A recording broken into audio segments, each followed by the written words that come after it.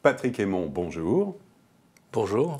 Vous êtes le président de la Fédération française du bâtiment du Grand Paris et vous organisez cette semaine avec la Fédération des promoteurs immobiliers, mais également la FNAIM, une conférence sur le Grand Paris du logement. C'est donc l'occasion de faire le point avec vous sur les évolutions à venir et puis les propositions. Alors tout d'abord, au-delà du cadre de vie, au-delà du développement du transport, le Grand Paris, c'est des objectifs sur le logement. Il y a un objectif de 70 000 logements neufs par an. Est-ce que c'est réaliste? Alors oui, la réponse est oui. Non seulement c'est réaliste, mais c'est urgent.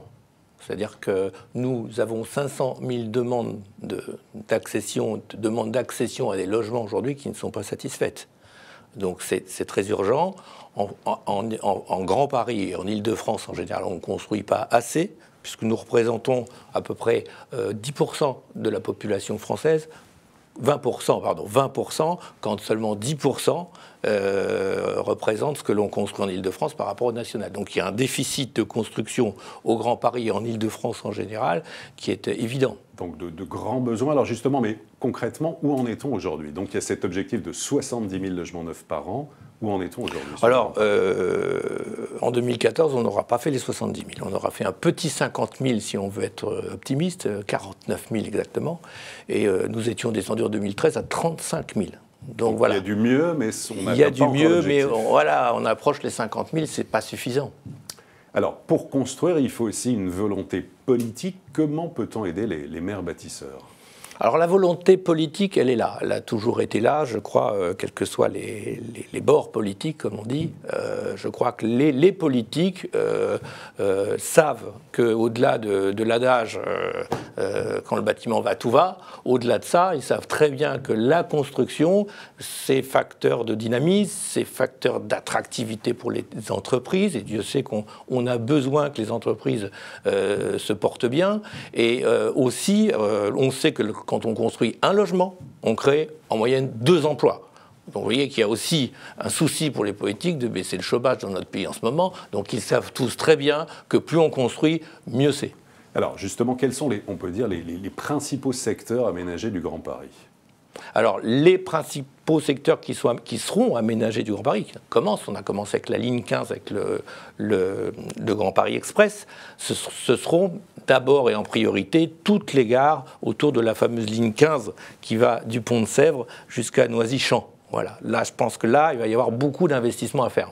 D'accord. Alors justement, à propos d'investissement, pour un investisseur immobilier, un particulier, quels sont les secteurs à suivre particulièrement sur le Grand Paris? Alors aujourd'hui, il faut que j'ai envie de lui dire qu'il se renseigne auprès de son agent immobilier et des professionnels de l'immobilier en général. Mais il y a par exemple des secteurs autour de la grande bibliothèque à Paris, 13e. Où là, il y a le 13e arrondissement. Oui, oui c'est ça. C'est-à-dire qu'à la fois, il y a de la construction et de la reconstruction. Donc là, c'est intéressant d'investir. Dans les secteurs de Massy, également la ZAC de Vitry, qui est très dynamique et qui va être intéressant pour les investisseurs aujourd'hui. Les prix des terrains ont quasiment presque triplé en l'espace de 10 ans. Comment inverser la tendance? Alors, déjà, quand on est en zone dense et à Paris, c'est une ville quand même qui est très très attractive, puisque tout le monde veut y venir. Donc, et encore une fois, elle n'est pas seulement visiter la première ville visitée au monde, évidemment. Tout le monde veut venir habiter à Paris. Donc, quand il y a une zone aussi dense, le foncier est plus rare qu'ailleurs, et qui dit rareté, qui dit prix plus élevé. Ça, mais ça, à la limite, c'est pour la capitale. On sait qu'il y a peu de foncier, mais en dehors, exact. En Île-de-France. En dehors, les prix sont élevés parce que, pour différentes raisons. D'abord parce qu'il y a peut-être moins de foncier, encore une fois, malgré tout ailleurs. On a du mal à libérer. Je crois que ça, j'enfonce une porte ouverte. Il n'y a pas une surenchère sur les terrains? Alors, il y a une surenchère parce qu'effectivement, certains terrains, qu'ils soient privés ou publics, sont gardés en stock. On le sait bien. Parce que les prix, rétention foncière, parce que les prix sont trop bas, etc. Bon, Manuel Valls, au mois d'août, a lancé quand même quelques mesures qui vont dans le bon sens. Notamment le fait que si vous vendez votre terrain rapidement, avant la fin de l'année 2015, voilà, vous aurez un abattement d'impôt sur les plus-values de 30%. Ça, c'est encore une bonne mesure. Ça permet de libérer. Mais en fait, il y a des terrains. Il y a beaucoup de terrains qui sont libérables aujourd'hui. Mais bon, il faut la volonté politique. Et pas seulement la volonté, il faut que les différents acteurs du marché se mettent d'accord entre le Conseil général, le préfet, les maires, les communautés de communes. Ça, faut que ça travaille ensemble pour peut-être simplifier les plans d'urbanisme qui sont compliqués, etc. Je crois qu'il y a des maires bâtisseurs qui ont réussi. Et il n'y a pas de raison qu'on n'avance pas encore dans ce sens-là. Alors comment construire plus vite, moins cher, et là où sont véritablement les besoins? Je crois que votre fédération fait des propositions. Ou alors, plus vite et moins cher, plus vite, c'est simplifier toute la réglementation qui existe autour de la construction. Et Dieu sait que là, je crois qu'en Europe, on est les champions du monde. C'est-à-dire que le code de la construction, plus le code de l'urbanisme, on est déjà à près de plusieurs dizaines, je ne vais pas dire de chiffres, pas me tromper, mais je crois qu'on est à 15 000, enfin plusieurs dizaines de milliers d'articles. Donc c'est très très difficile aujourd'hui de construire en France. Se rajoute à ça d'autres codes qui viennent s'imbriquer dans le code de la construction, plus des lois et des décrets. Donc ça devient très très difficile. Vous imaginez si on voulait construire une deuxième tour Eiffel à Paris, je pense que ça mettrait beaucoup plus de temps que la première fois. D'accord. Et puis d'autres propositions, alors notamment sur le prêt à taux zéro, je crois que votre fédération veut relancer, revoir, notamment élargir ce prêt à taux zéro en relevant le plafond de ressources, c'est ça? Oui, exact.